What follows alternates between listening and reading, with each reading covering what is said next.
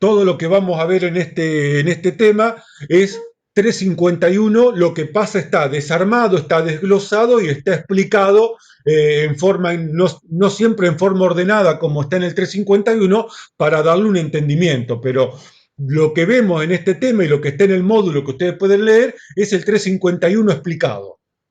O sea, no es nada del otro mundo, ¿eh? Simplemente le di forma y obviamente para que se pueda entender con ejemplos, etcétera. Así que vamos a empezar. ¿Mm?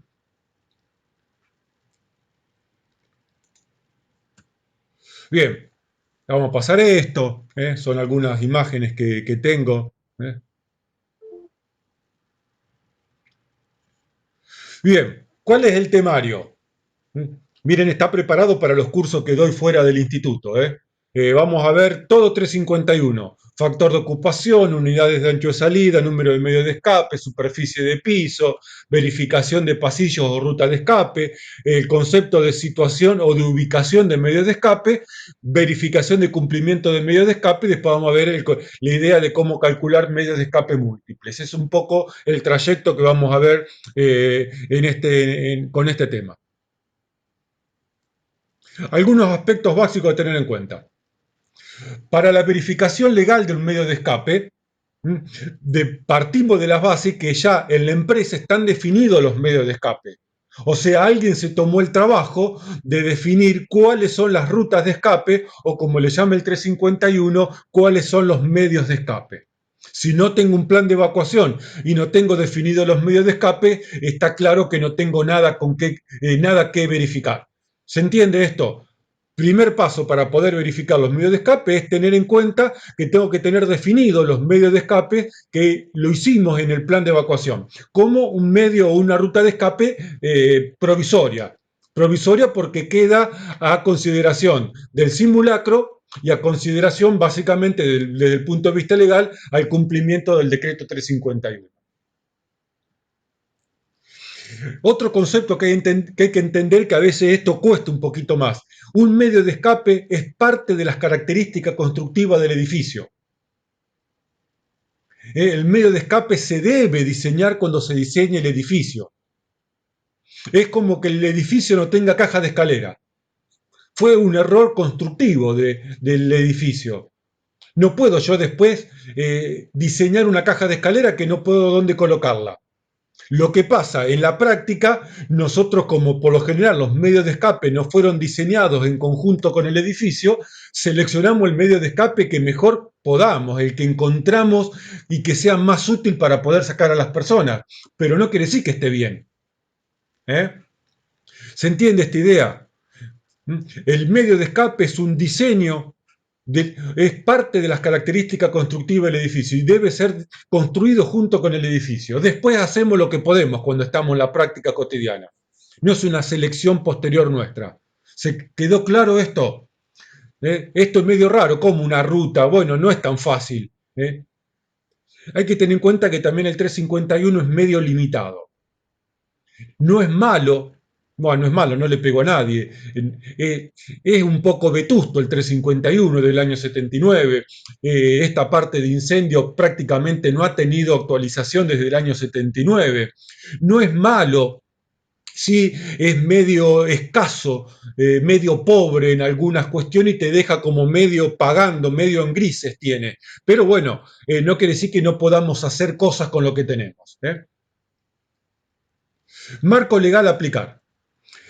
Como estamos en ambientes laborales, el 351 aplica a áreas de trabajo. Esto el año pasado, en primer año, lo vimos. El 351 aplica únicamente a áreas de trabajo. ¿Comprendido esto? No puedo aplicar el 351, el decreto 351, para verificar los medios de escape de un estadio de fútbol o un recital, porque no es un ambiente de trabajo. Lo dice el artículo 172. Los medios de escape deberán cumplimentar lo siguiente. Inciso 5. En lo referente a medios de ingreso en espectáculos públicos, se adoptará lo establecido en el Código de Edificación de la Municipalidad de Buenos Aires u otros municipios según corresponda. Entonces, si tengo que calcular los medios de escape de un lugar público, aplico el código de edificación de la ciudad de Buenos Aires o del municipio de Rosario o del municipio de Casilda o del municipio de Venado Tuerto. ¿Comprendido esto? Lo que pasa el 351 confunde a veces también en su redacción, pero el artículo 172, inciso 5, es clarísimo en este aspecto. Hasta acá queda claro. 351, decreto 351 en ambientes de trabajo y en ambientes de espectáculos públicos o donde hay público, es decir, donde no hay trabajadores, se aplican los códigos municipales correspondientes.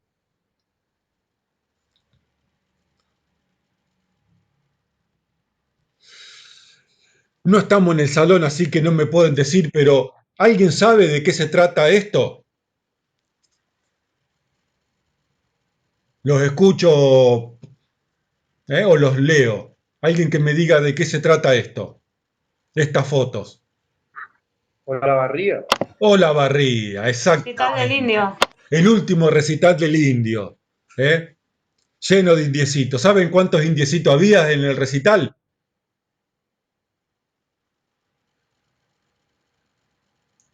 Se estima más de 300.000 personas. No, murieron Más, dos nomás. Dos murieron nomás. En este murieron dos. ¿Eh?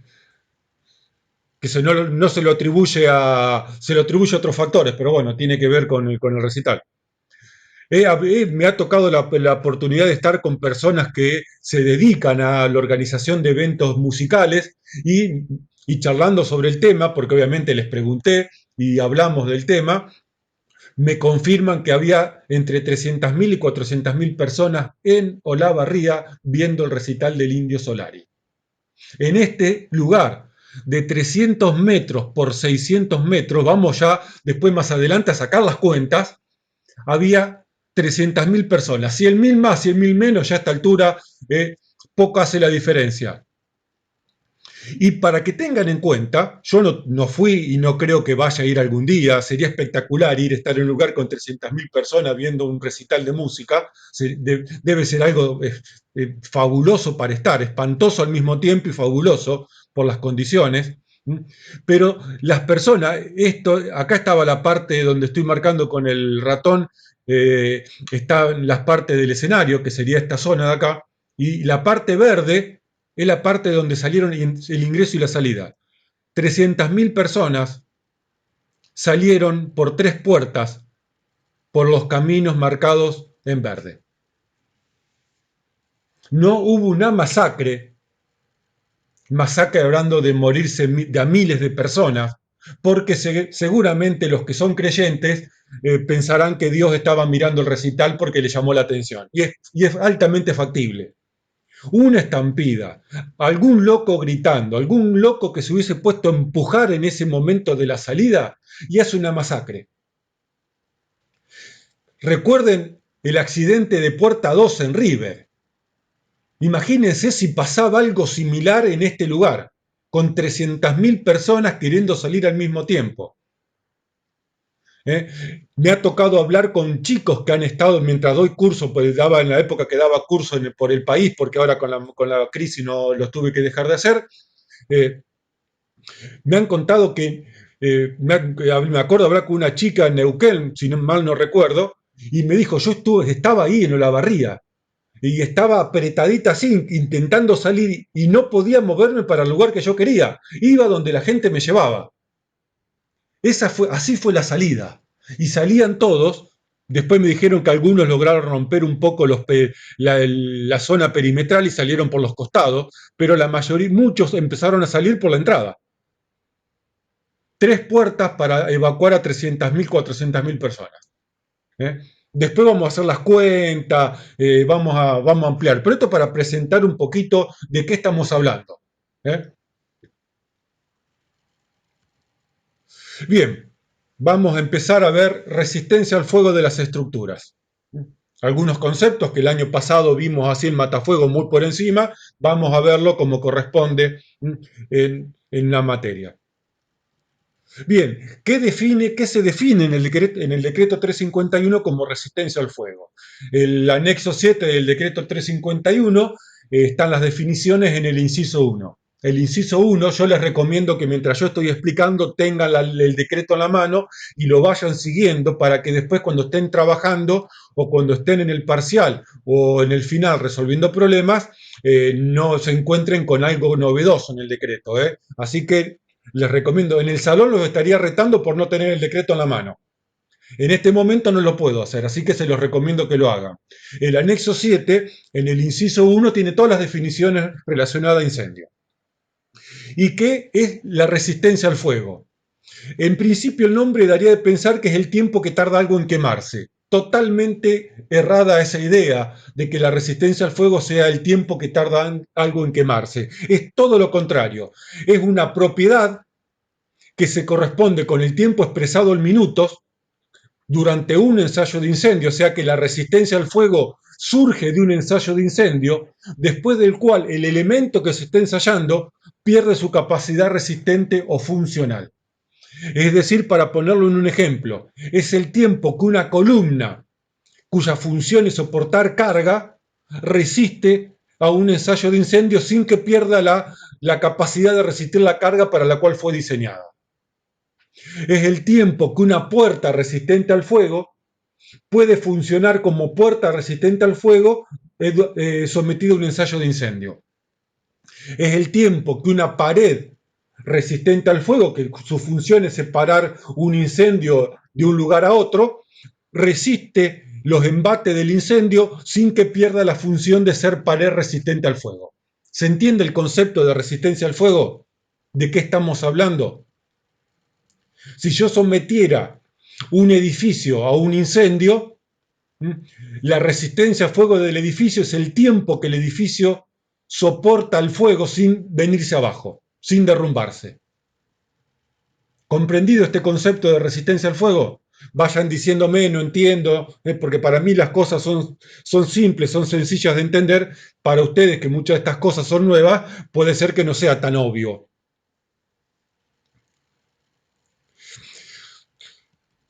El 351 pasamos de la definición al inciso 2. El inciso 2.2 habla de la resistencia al fuego. Y van a encontrar dos tablas que expresan que estas tablas se usan para determinar la resistencia al fuego que requiere, por ejemplo, un depósito de inflamables.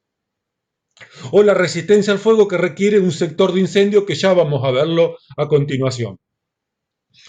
Hay dos tablas. La tabla 221, que se aplica a ambientes con ventilación natural, y el cuadro 222, que se aplica a ambientes con ventilación mecánica, o sea, ventilación del tipo forzada, que tienen extractor o un inyector de aire. La tabla es simple. Se entra con la carga de fuego, que el año pasado vimos cuando vimos cálculo de matafuegos, con el riesgo, y el número que está acá adentro, el F es una indicación, y el número que está acá adentro indica el tiempo de resistencia al fuego que necesita ese elemento estructural. A ver cómo lo tengo más adelante, no. Por lo tanto, supongamos un depósito de inflamables. Le calculamos la carga de fuego para saber los matafuegos y me dio 40 kilos de madera por metro cuadrado. O sea,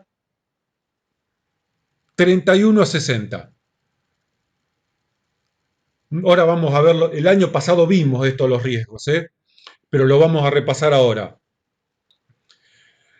El riesgo 2 es el inflamable. Por lo tanto, me dice que ese depósito de inflamable tiene que resistir 120 minutos sometido al fuego. No los elementos que están, no el inflamable que está dentro, sino la estructura del depósito de inflamable debería resistir 120 minutos. Nosotros llegamos hasta ahí. Después es el ingeniero civil, el constructor, el que diseña la estructura del depósito de inflamable, el que lo tiene que diseñar para que resista 120 minutos. ¿Comprendido esto? En incendio, los riesgos son los tipos de combustibles. Riesgo 1, explosivo. Riesgo 2, inflamable, riesgo 3 muy combustible, riesgo 4 combustible, riesgo 5 poco combustible. El 6 y el 7 son refractarios e incombustibles que obviamente no aparecen en la tabla. Comprendido, repaso los riesgos. Riesgo 1, explosivo. Fíjense que no hay resistencia al fuego para materiales explosivos porque no tiene sentido. Resistente al fuego no quiere decir resistente a las explosiones, son dos conceptos totalmente distintos. Estamos viendo resistencia al fuego. Por lo tanto, en la tabla vamos a ver que resistencia al fuego en ninguna tabla tiene características o tiempo para el riesgo de explosivo. Riesgo 2, inflamables. Fíjense algo que hay que empezar a prestar atención. En la tabla de ventilación natural, el riesgo 2 tiene datos. En la tabla, en el cuadro de ventilación natural, de ventilación mecánica, ventilación forzada, o sea que el ambiente tiene un ventilador mecánico, eléctrico, que impulsa y mueve el aire, ¿qué me dice? NP, no permitido. Esto ya nos está dando la idea de que en los ambientes que tenemos riesgo de inflamables, gases o líquidos inflamables, no está permitida la ventilación mecánica.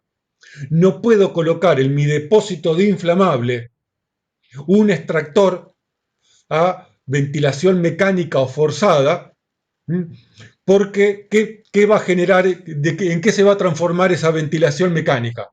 En una fuente de ignición. Tiene instalación eléctrica, tiene un motor que tiene escobillas adentro, genera calor, tiene un eje, tiene buje, tiene paletas que pueden rozar con la carcasa, o sea, es una bomba de tiempo para un inflamable. O sea, en los ambientes que hay inflamable no está permitida la ventilación mecánica o ventilación forzada. Hay otro tipo de ventilación forzada que es la del tipo Venturi, pero que no nos vamos a meter todavía en ese berenjenal.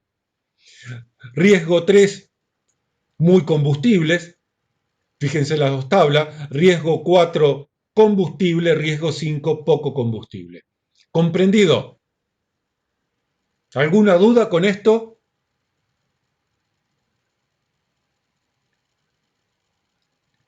¿Se entendió? ¿Quedó clarito el concepto de resistencia al fuego? Muy bien.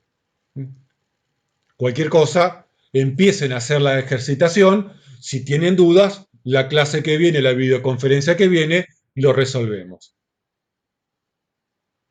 Vamos a repasar, Irán. La norma IRAN 11.949 trata de los criterios de clasificación de resistencia al fuego. O sea, establece qué requisito, cuando alguien va a hacer un ensayo de resistencia al fuego en la Argentina, lo va a hacer conforme a esta norma, la norma 11.949 de IRAN. Y establece los requisitos, que es un poco más actualizada y más amplia y más específica al mismo tiempo que el decreto 351. Tiene 4 conceptos. A ver. Un elemento resistente al fuego necesita cumplir 4 requisitos: aislación, ausencia de emisión de gases inflamables, capacidad portante y estancaidad. Por lo tanto, conforme a IRAN, esto el 351 no lo dice, esto lo dice IRAN, amplía un poco esta idea de que es algo resistente al fuego y dice un elemento resistente al fuego tiene que cumplir con estos requisitos, ya lo vamos a ver, tiene que cumplir el requisito de aislación, el requisito de ausencia de emisión de gases inflamables, el requisito de capacidad portante y el requisito de estanqueidad. Vamos a ver qué es cada una de estas cosas. El requisito de aislación. Imagínense una puerta, una pared resistente al fuego, una pared de ladrillos, que de un lado hay un incendio. Por lo tanto, del otro lado, que no hay un incendio, IRAN establece qué temperatura máxima puede tener. Y por lo tanto está hablando, como ustedes pueden ver acá, esto no es para saberlo de memoria, es para tener una idea que implica una pared resistente al fuego. Estaríamos en este dibujito. Si de este lado tengo un incendio, la pared tiene que ser aislante térmicamente y por lo tanto limitar la temperatura que va a existir del otro lado que no hay el incendio. Las temperaturas están en 140, 180 o 220, depende de las condiciones. El otro requisito es la ausencia de emisión de gases inflamables. Del lado que no está el incendio, obviamente el elemento constructivo no puede emitir gases inflamables, porque si no, vamos, es como abrir la llave de gas. Si de este lado de la pared o del elemento que estoy ensayando tengo el incendio, la otra cara no expuesta al incendio no tiene que emitir gases inflamables, no tiene que pirolizar. La otra condición que pide Irán es la capacidad portante, o sea, el elemento que se está ensayando no tiene que colapsar y tiene que resistir las cargas para las cuales fueron diseñados. La pared no tiene que pandear, no tiene que quebrarse, no tiene que desmoronarse, etc. Y la estanqueidad. Obviamente, si estamos hablando de una puerta resistente al fuego, esta puerta resistente al fuego, además de abrir y cerrar, como corresponde a toda puerta, además de no colapsar, no aislar térmicamente y no permitir que del otro lado se emitan gases y vapores combustibles, tiene que impedir el paso de llama y de gases de un lado para el otro. ¿Mm? O sea que tiene que ser estanco. ¿Se entiende estos 4 requisitos que Irán establece que tiene que cumplir un elemento resistente al fuego? Irán establece otros elementos, lo que le llama un parayama y un elemento estable al fuego. Pero bueno, no lo vamos a ver. Creo que ustedes en el material de lectura lo tienen para leer. Esto como para introducir un poquito y para ampliar un poquito la idea de qué implica algo resistente al fuego. El parayama sería lo que Irán llama parayama, es lo que el 351 en el inciso 1.7 del anexo 7 define como muro cortafuego. Esto lo vamos a pasar de largo. Esto no, ya que esto lo explico, la Argentina en el año 79 con el decreto 351 introduce, legalmente no sé si alguna norma lo introduce antes, introduce el concepto de resistencia al fuego. En la Argentina, recién como está remarcado acá en este recuadro, hacia finales de 1999, recién el INTI, el Instituto Nacional de Tecnología Industrial, instala un horno para poder hacer ensayos de resistencia al fuego. Imagínense los retrasados que venimos en el tema, ¿no? Desde el 79 recién en el año 2000 se empezaron a hacer estudios de resistencia al fuego en la Argentina. Hasta esa época se usaron estudios hechos en otros países.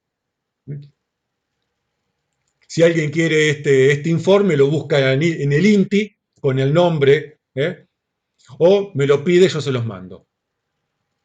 Y acá el INTI ensayó unas cuantas paredes de distintas composiciones y le determinó la resistencia al fuego. Acá está el muro constructivo, el ladrillo común, con qué tipo de revoque, grueso y fino, tanto sea de la cara expuesta al fuego como de la cara no expuesta al fuego, y la resistencia al fuego. Una pared de ladrillo cerámico, sin revocar, F60. Está interesante este ensayo que se hizo. Es el único ensayo que conozco realizado en la Argentina. ¿Resistente al fuego lo mismo que ignífugo? No. No es lo mismo. La resistencia al fuego implica aislación térmica, implica que no va a emitir gases combustibles, implica que va a tener capacidad portante, implica que va a aislar un lugar del otro. Ignífugo es que no prende fuego. Obviamente los elementos resistentes al fuego en general van a ser ignífugos, pero algo resistente al fuego es totalmente otra cosa a un material ignífugo. Un material ignífugo es, como se dice, la lana de vidrio. No, la lana de vidrio no, a ver, creo que sí, la lana de vidrio es ignífuga, es el amianto. El amianto es ignífugo, pero sin embargo no constituye por sí mismo un elemento resistente al fuego, salvo que esté instalado en alguna estructura que sea resistente al fuego. ¿Se entiende esto, Manuel? Que es el que me lo preguntó. Sí, sí, estaba pensando en elementos que soporten el fuego, pero Resistencia, digamos, en el sentido de que no se consumen con el fuego, digamos, el amianto no, Exactamente, lo o depende de la resistente al temperatura. fuego no prende fuego. Claro, Hay que ver, tiene un nivel de digamos, una columna tiene una tolerancia porque si no lo y el cumpliría amianto, por ejemplo, con varios de los conceptos que tiene Irán para resistencia al fuego. claro, Entonces, una pared de madera no va a ser resistente al fuego, porque no va a cumplir con alguno de los 4 requisitos que Irán establece para resistencia al fuego. está bien, Y gracias. creo que la lana de vidrio es ignífuga también, ¿eh? No lo tengo, me parece. No lo tengo presente en este momento. Tendría que ponerme a investigar. Pero creo que es ignífuga. Sí, sí, yo Por eso la tenía como el material aislante de techo, digamos, como aislante térmico y acústico, pero sí, aislante hay que ver si son, digamos, ignífugos, digamos. Este, que sea aislante térmico no implica que sea ignífugo, me parece. exactamente. Por eso yo empecé Está bien. diciendo, cuando empecé con el tema resistencia al fuego, no confundan resistencia al fuego con lo que tarda en quemarse un elemento combustible. Claro, claro, ahí está, esa es la confusión. Esa Esta es es la la confusión. confusión que tienen muchos. Es Sí, totalmente lo opuesto. sí, Ah, está dice, bien. sí, profe ignífuga porque fui a comprarla otra vez. Genial, buen dato. ¿Comprendido resistencia al fuego? Cualquier cosa la clase que viene lo repasamos si a alguien le queda duda. Bien, vamos a otro concepto que es genial. El concepto de sector de incendio que viene desde el año 79 con el decreto 351 del 79, obviamente, es genial. Es la unidad más importante en la protección contra incendios. Es esta idea de lo que constituye el sector de incendios. Que si se hubiese aplicado desde el principio, tendríamos muchos menos incendios de los que deberíamos tener. Es un concepto genial, ya lo vamos a empezar, ya se los voy a explicar ahora, no quiero alabarlo demasiado. Definición 1.11 del anexo 7 del decreto 351 del año 79. Vamos a leer la definición y después la vamos a desmenuzar de a poquito para poder explicarla. Un sector de incendio es un local o un conjunto de locales. Hay que diferenciar lo que es un local, una oficina, un sector de uso o una unidad de uso de lo que es un sector de incendios. Un sector de incendio puede ser un conjunto de oficinas o puede ser una oficina. ¿Se entiende esto? Entonces, un sector de incendios es un local o conjunto de locales que tiene límites, muros entre piso, techo, resistente al fuego. Hasta ahí llegamos con la definición. Por lo tanto, un sector de incendios es un local que tiene paredes, piso y techo resistente al fuego. Y esta resistencia al fuego, como dice la definición, está acorde con el riesgo. Y cuando hablamos de riesgo en incendio y cuando hablamos de riesgo en el 351, hace de cuenta que está hablando, que está diciendo con el tipo de combustible. Es decir, que la resistencia al fuego de este local va a estar acorde con el tipo de combustible que tiene adentro y con la carga de fuego. Es decir, con la cantidad de combustible. Y además, este sector de incendio tiene que tener una comunicación con un medio de escape.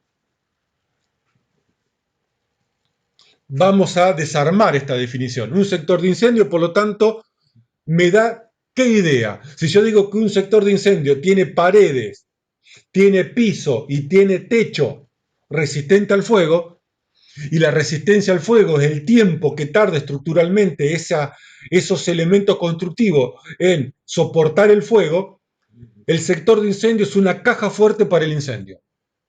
Y va a soportar, el sector de incendio va a soportar el incendio ahí adentro, lo va a contener ahí adentro durante el tiempo de resistencia al fuego de los elementos constructivos. ¿Se entiende esta idea? ¿Por qué esta idea es tan importante en materia de protección contra incendios? Por lo tanto, repito, el sector de incendio nos da una idea de caja fuerte. Como las paredes, el piso y el techo son resistentes al fuego y la resistencia al fuego implica el tiempo que esos elementos constructivos, pared, piso, techo, ventana, puerta y todo lo que compone los límites constructivos de ese sector, como son el tiempo que esos elementos resisten al fuego, al incendio, sin perder su capacidad constructiva, funcional o portante, entonces, durante 60 minutos, durante 90 minutos, 120 minutos, 180 minutos, ese sector de incendio se va a bancar el incendio sin desmoronarse, sin venirse abajo. ¿Se comprende la importancia del sector de incendio y lo que implica un sector de incendios? Que no es un sector común y corriente, no es una oficina común y corriente. Por lo tanto, el sector de incendio tiene límites resistente al fuego. Es una caja fuerte para el incendio, para el fuego. Contiene el humo, contiene los gases, contiene el calor y contiene las llamas. Nada sale de ahí durante el tiempo de resistencia al fuego. Y además, un sector de incendio se comunica con un medio de escape. Así dice la definición. Un sector de incendio tiene límites resistentes al fuego y además se comunica con un medio de escape. Y este sector de incendio nos da idea de tiempo.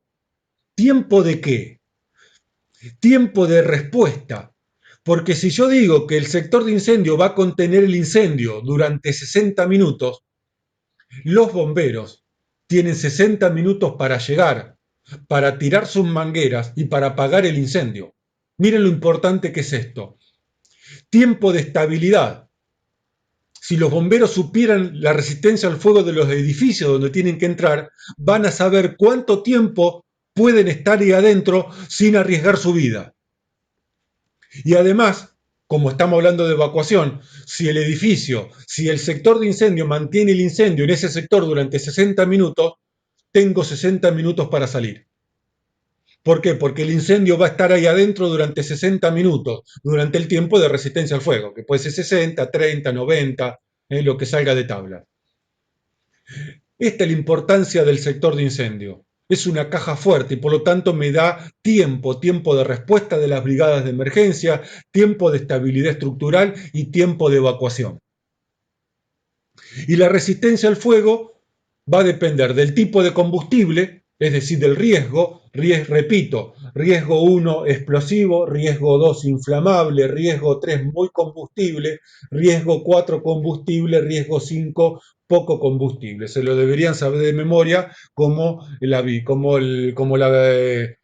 Biblia. Va a estar en relación con la cantidad de combustible. A mayor carga de fuego, a mayor cantidad de combustible, voy a necesitar mayor resistencia al fuego, y con el tipo de ventilación.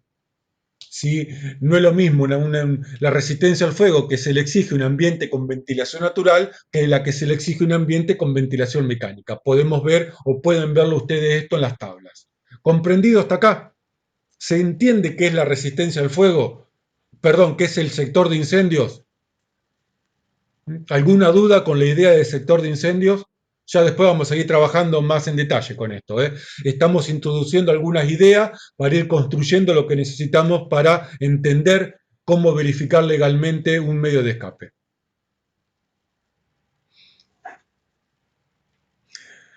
Tiene que ser un lugar específico. Un sector de incendio es un local o conjunto de locales. Ya vamos a ver, puede ser el piso de un edificio. Un piso de un edificio. Puede ser un local, un depósito de inflamables, o puede ser un piso de un edificio de oficina, donde hay varias oficinas adentro. Por eso dice local o conjunto de locales. Puede ser todo un galpón, todo el galpón de una fábrica puede ser el sector de incendios. Ya vamos a ver algunas limitaciones que tiene el sector de incendio en cuanto a tamaño.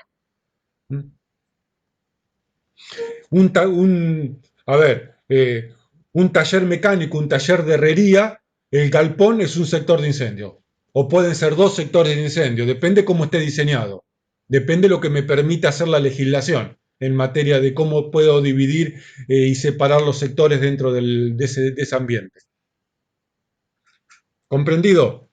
Vamos a ver este concepto de superficie de piso que el año pasado lo vimos cuando calculamos matafuegos, pero vamos a repasarlo. Definición 1.12 del anexo 7 del decreto 351 del año 79.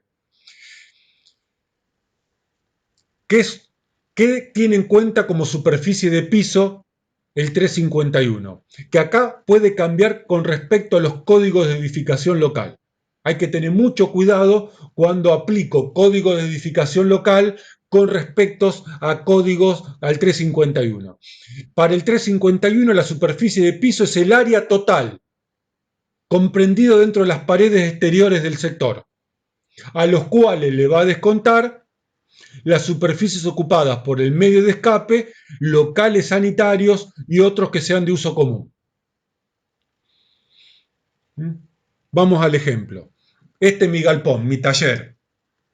El sector donde le quiero calcular la superficie de piso. La superficie de piso, de acuerdo al 351, va a ser A por B, superficie, a los cuales le voy a restar la superficie que ocupa el medio de escape, el ancho del medio de escape por el largo, y al cual le voy a descontar la superficie del baño.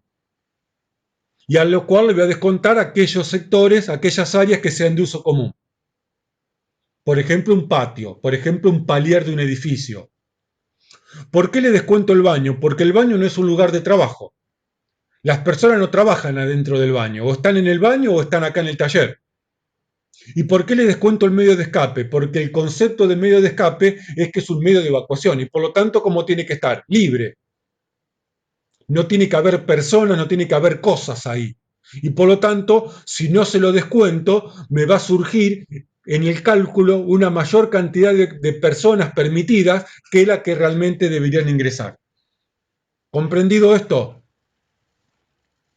Muchos códigos de edificación en el cálculo de superficie de piso tienen en cuenta la superficie libre.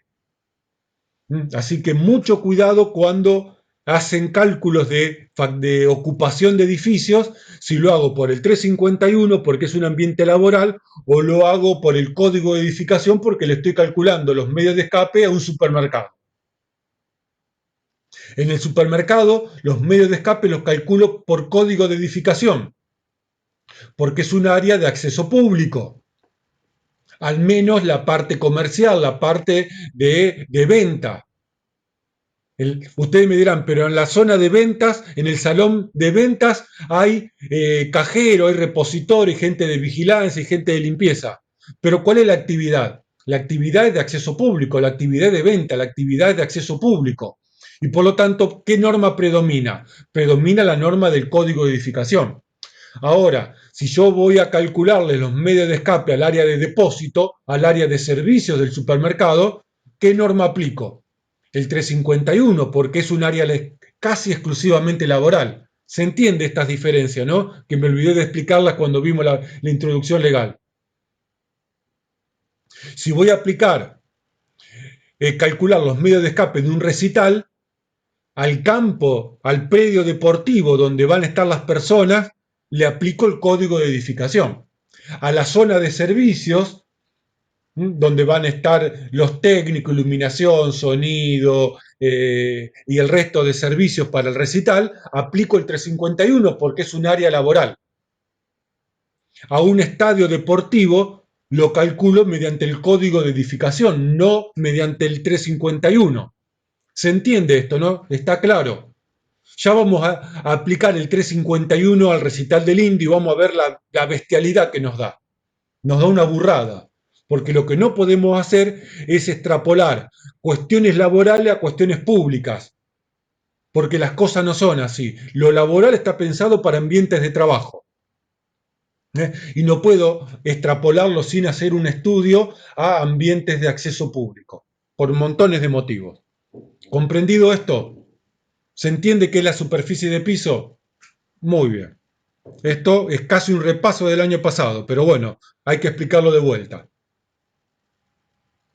Y acá entramos. Consulta. Te escucho. Habla Micaela. Sí. Si tenemos dos medios de escape y no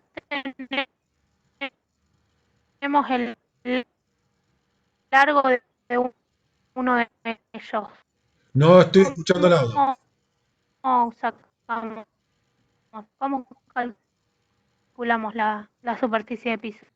Escucho todo entrecortado, Micaela.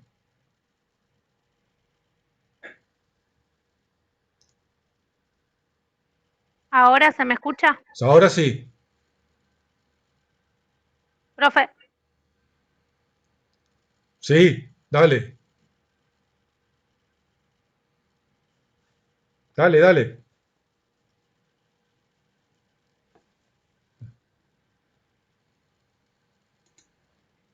¿Podés hablar, Micaela?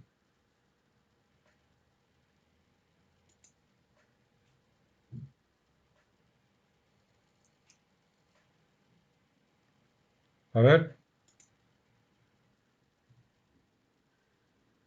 No, te quiero desbloquear acá el sonido y no me deja ahora.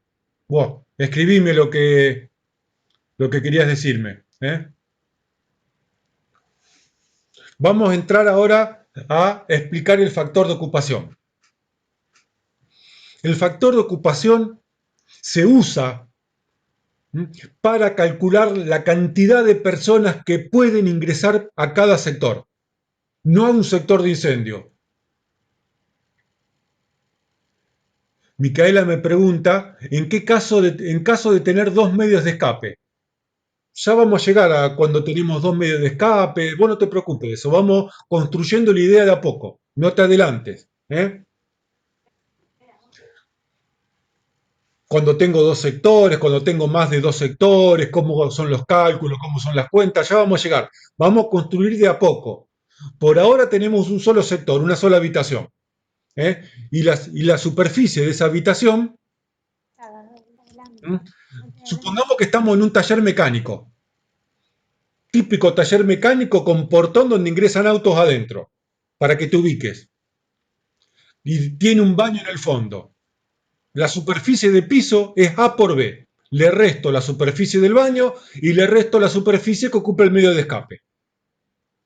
Ahora lo que le vamos a calcular es cuántos trabajadores pueden ingresar en este sector. El propietario de este taller, ¿cuántas personas puede meter adentro trabajando? Bien, eso me lo va a dar el factor de ocupación. El factor de ocupación está definido en el inciso 1.4 del anexo 7. Y el factor de ocupación, en realidad vamos a ver qué es el factor de ocupación. Número de ocupantes por superficie de piso, que es el número teórico de personas. O sea que el factor de ocupación me va a decir el número de personas teóricas que pueden ingresar a un lugar y por lo tanto van a ser las máximas personas que pueden ingresar a ese lugar, que pueden ser acomodadas por superficie de piso. Vamos a la tabla que se entiende mejor que la definición. Tabla 3.1.2, estamos ya en el inciso 3 del anexo 7. La tabla 3.1.2 me dice la tabla con la que me permite seleccionar el factor de ocupación de acuerdo al uso. ¿Qué uso tiene el sector donde quiero calcular las personas que ingresan? Estamos en un taller mecánico, busquemos A, sitio de asamblea, auditorio, sala de conciertos, sala de baile, no. Edificio educacional, templo. Bueno, la cancha de River está en este lugar, en los tipos templo. C, lugares de trabajo. Locales, patio, terraza destinado a comercio, mercados, ferias, exposiciones, restaurantes. A ver, el C no son todos lugares de trabajo, son los lugares de trabajo que están explicitados a continuación.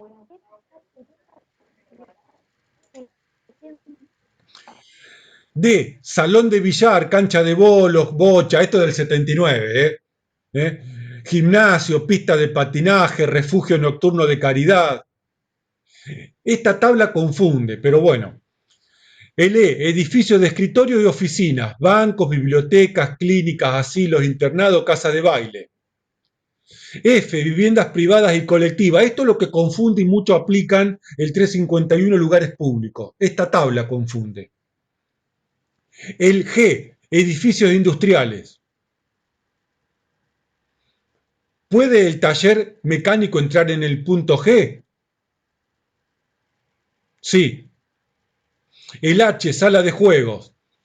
El I, grandes tiendas, supermercados, planta baja y primer subsuelo. J, grandes tiendas, supermercados, pisos superiores.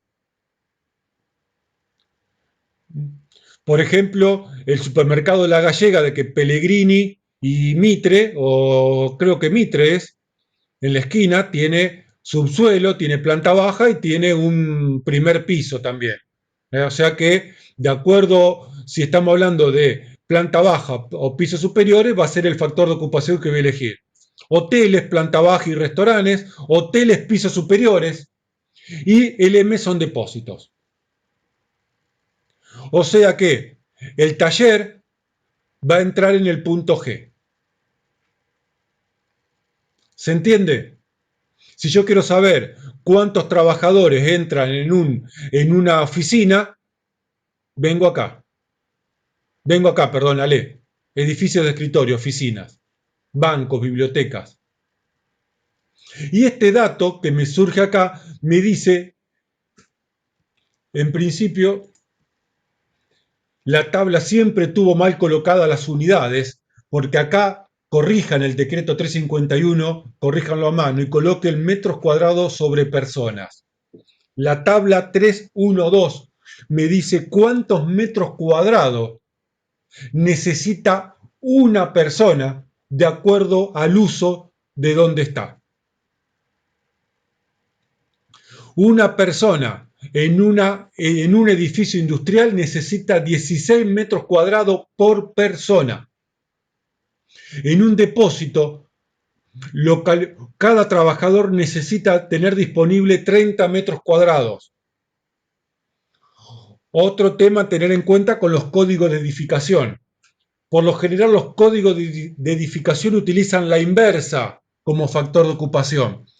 Usan personas sobre metros cuadrados, o sea, me dice cuántas personas ingresan por metro cuadrado de piso. El 351 usa cuántos metros cuadrados necesita una persona. ¿Y por qué tiene en un depósito tantos metros cuadrados una persona? Porque está en relación ¿con qué? Con la superficie. En el depósito yo no le cuento el espacio ocupado por la mercadería y por las estanterías. Si este fuese mi depósito, A por B es el tamaño del depósito y no le voy a descontar la mercadería que está depositada, ordenadita en el depósito, en las estanterías. Tomo A por B. Por eso es que ustedes van a ver que un depósito o un trabajador tiene 30 metros cuadrados necesarios. Porque tiene en cuenta los pasillos de tránsito y tiene en cuenta, alguien hizo las cuentas obviamente, y tiene en cuenta el espacio para mercaderías. ¿Se entiende esto? Ya vamos a ver un ejemplo ahora. Siempre se calcula la cantidad de personas teóricas usando el factor de ocupación. Salvo, como dice el inciso G, edificios industriales. El número de ocupantes será declarado por el propietario. Es decir, que en una fábrica puedo tomar como personas a evacuar las que declara el propietario. ¿Dónde lo declara? Donde me dice, acá trabajan 30 personas.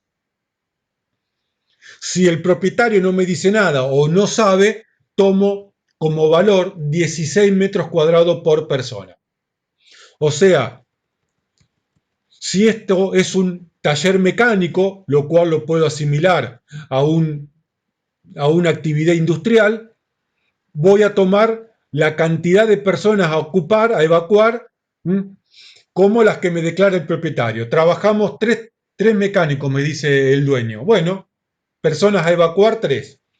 El mecánico no sabe cuántos va a evacuar, el factor de ocupación que voy a tomar va a ser 16.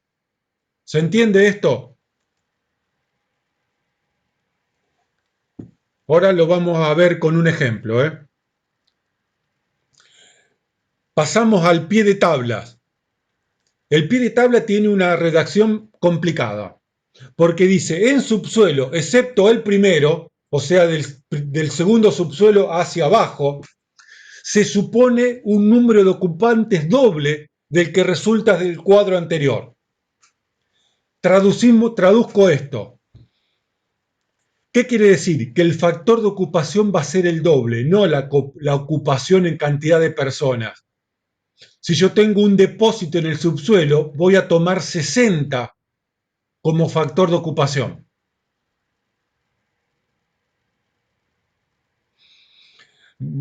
Agustín me está preguntando en el instituto. No, el instituto no es un supermercado. No es una gran tienda, el instituto va acá. No, acá, edificio educacional. Si en el instituto, en el primer subsuelo, si el instituto tuviese un segundo subsuelo, la cantidad de ocupantes en ese segundo subsuelo sería 4. Pero como es un primer subsuelo, tomo 2. Ah, el salón de fiesta, vos decís. El salón de fiesta sería acá, el A. Lo puedo, a ver, lo ubico dentro de los usos que me da la tabla. Puede ser A o I. No, grandes tiendas no es una tienda, no. Tampoco es un hotel. Tampoco es una sala de juegos. Porque no hay billares, no hay metegoles, no hay el metegol. Tampoco es vivienda, tampoco es... Va acá. Salas de baile. Salón de fiesta. Exactamente, la palabra lo dice. Salón de fiesta lo que más se asemeja es a salón de baile.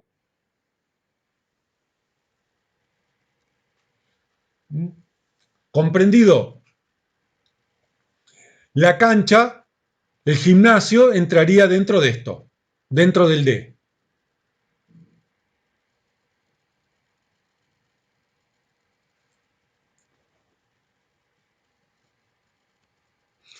Bien, por lo tanto, el número teórico de personas surge de dividir la superficie de piso por el factor de ocupación. Vamos a verificar si esto es cierto. Vamos a verificar las unidades. Superficie de piso, metros cuadrados. Factor de ocupación dijimos que es metros cuadrados sobre persona. Los extremos se simplifican y los medios van arriba. Me dio personas, me dio el número teórico en personas. O sea que para calcular la cantidad teórica de personas que ingresan en un sector, olvidémonos momentáneamente del sector de incendios, si quiero calcular la cantidad de personas que van a ingresar en una oficina, calculo la superficie en metros cuadrados de la oficina, me fijo cuál es el factor de ocupación de la oficina y divido. Y eso me da el número de personas teóricas que pueden entrar en la oficina. Y por lo tanto van a ser el número de personas máximas permitidas en esa oficina. Y son las personas que voy a tener en cuenta a la hora de evacuar. ¿Dudas con esto? Vamos a un ejemplo.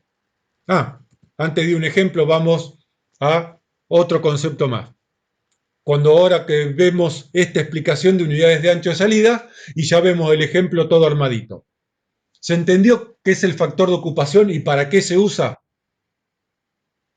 El factor de ocupación no lo calculo. El factor de ocupación lo saco de tabla. Lo que calculo es la ocupación. Esto calculo. Esto no es factor de ocupación. Factor de ocupación es esta tabla. Esto es factor de ocupación. Metros cuadrados sobre personas. Ocupación es N mayúscula. Factor de ocupación es esto. Se comprende la diferencia porque después lo terminan confundiendo. Normalmente se le llama ocupación o también se le llama ocupación a las personas teóricas, que no es lo mismo, repito hasta que me canse, que factor de ocupación. Unidades de ancho de salida. Definición del inciso 1.13 del anexo 7. ¿Qué es una unidad de ancho de salida? Espacio requerido para que las personas puedan pasar en una sola fila. Entonces, ¿qué es una unidad de ancho de salida. Es un ancho determinado que vamos a ver cuánto cuesta, cuánto vale, donde en ese ancho se puede formar una fila de personas. Acá está. Esto es una unidad de ancho de salida. 2 unidades de ancho de salida implica que se pueden formar 2 filas de personas en forma simultánea. ¿Se comprende lo que es una unidad de ancho de salida? Cualquier cosa, son cosas sencillas, pero que si no las enganchan después el tema les cuesta más adelante. Este tema es muy fácil, pero es tan fácil que si no aprenden estos conceptos de entrada, después le va a costar todo lo que viene a continuación.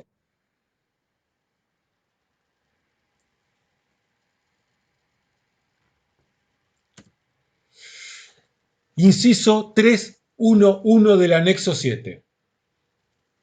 Dice, el ancho mínimo se expresará en unidades de ancho de salida que tendrán 0,55 metros cada una para las 2 primeras unidades.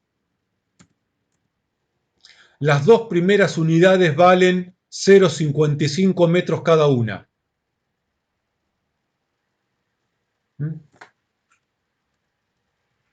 Y 0,45 metros para las siguientes. O sea, la unidad número 1, la unidad número 2 valen 0,55. A partir de la unidad número 3 en adelante valen 0,45 metros cada una. Si un sector necesita para evacuar 2 unidades de ancho de salida, el ancho va a ser de 1,10. Si necesita 3 unidades de ancho de salida, ¿cuánto va a ser el ancho total?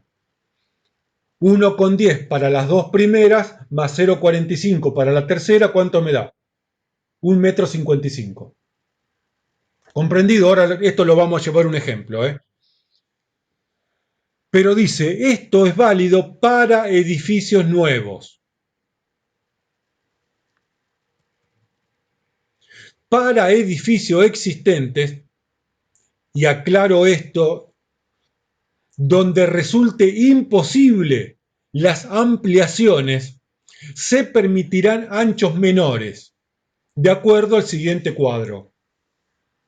Entonces acá tenemos que distinguir entre lo que es un edificio nuevo de un edificio existente.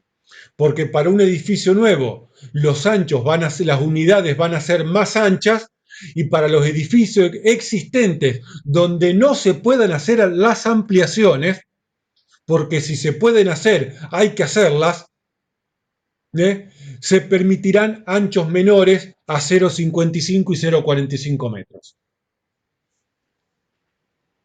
¿Cuál es la tabla? Bueno, antes de ver la tabla, el ancho mínimo de toda salida, de todo medio de escape, es de 2 unidades de ancho de salida. El ancho que va a tener todo medio de escape como mínimo va a ser de 2 unidades. Y se mide en 3 zócalos. Esto es un error técnico, pero no hay problema. Más adelante lo explicaremos. Acá está la tablita del decreto que hace mención. Primera columna, cantidad de unidades. Segunda columna, el ancho para edificios nuevos. Tercera columna, para edificio existente. ¿Cuál es la diferencia entre nuevos y existentes? No es cuando ustedes se enteran, sino es cuando el decreto entró en vigencia. 22 de mayo de 1979. Es cuando entró en vigencia, cuando fue publicado el presente decreto. ¿Comprendido? Si el edificio es anterior al año 79, al 22 de mayo del año 79, como en el caso del instituto, es un edificio existente. Si el edificio es del 23 de mayo del en adelante, del 79, es un edificio nuevo, que para nosotros hoy es viejo, pero no es viejo o nuevo porque lo veamos viejo o lo veamos nuevo, o sea nuevo porque se inauguró justo ahora. No, no, no. Lo nuevo de lo viejo lo separa el año 79. ¿Comprendido esto? ¿Dudas con esto?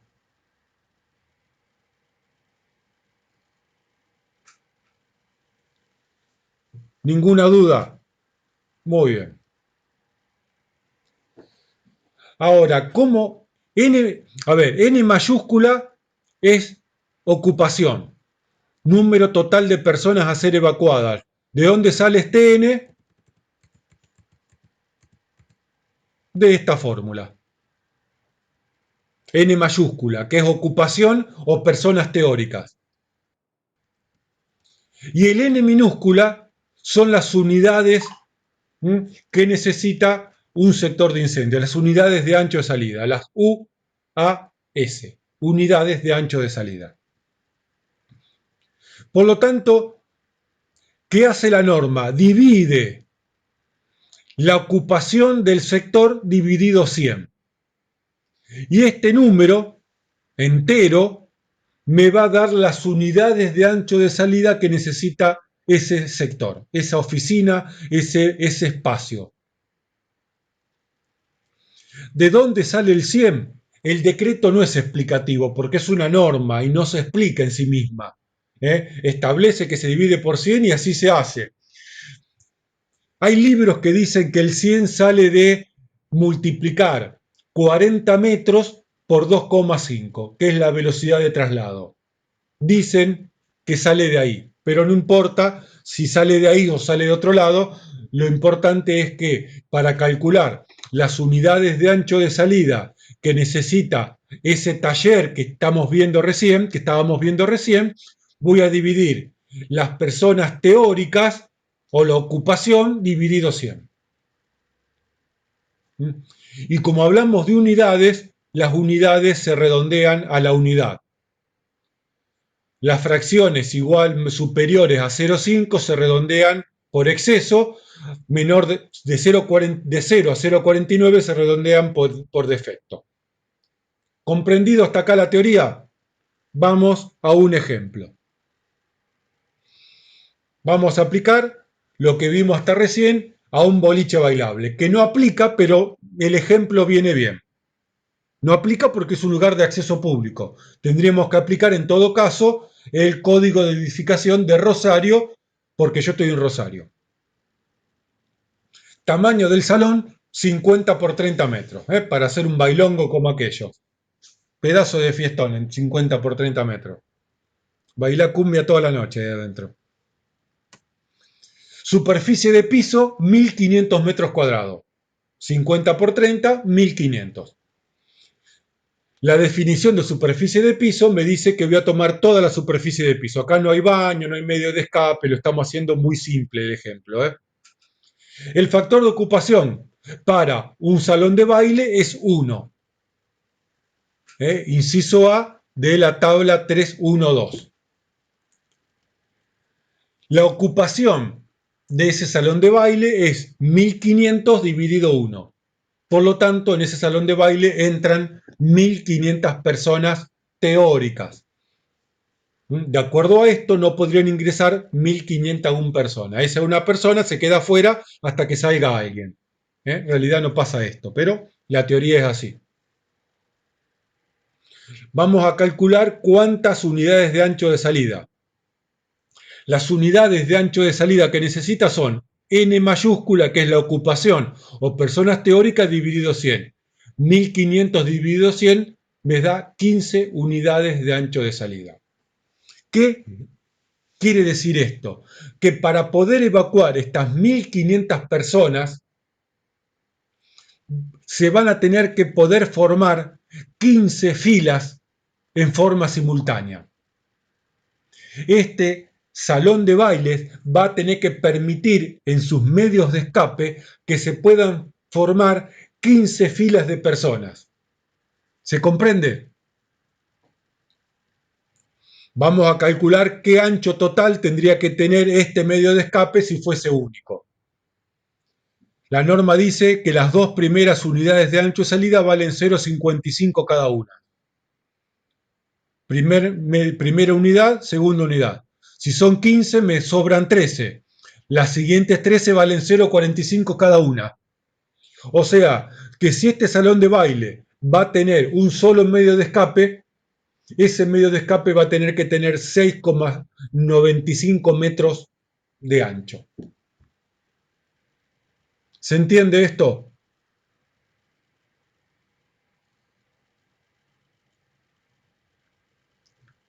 ¿A quién le quedó alguna duda con respecto a esto?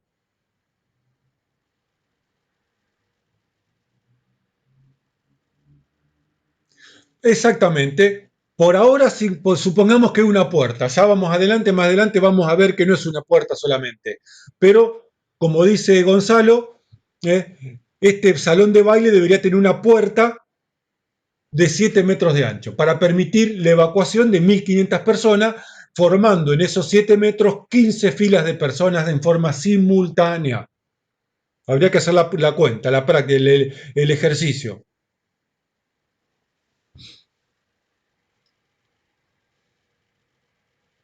¿Dudas con esto? O sea, por acá medio redondo. Profe, Sí. ¿podrían si no ser dos de 3,5? Vamos a verlo más adelante eso ahora. Por ahora es una. No calculamos medios de escape, ya ahora lo voy a explicar. Lo que va a hacer el 351 ahora es dividir estas 15 unidades en medios de escape.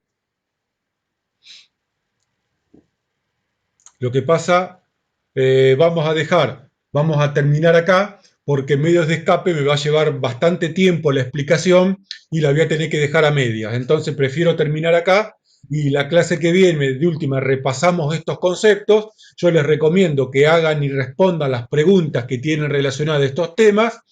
Y así la clase que viene, de última, repasamos algunos conceptos de esto y avanzamos a lo que viene, que es medio de escape. ¿Estamos?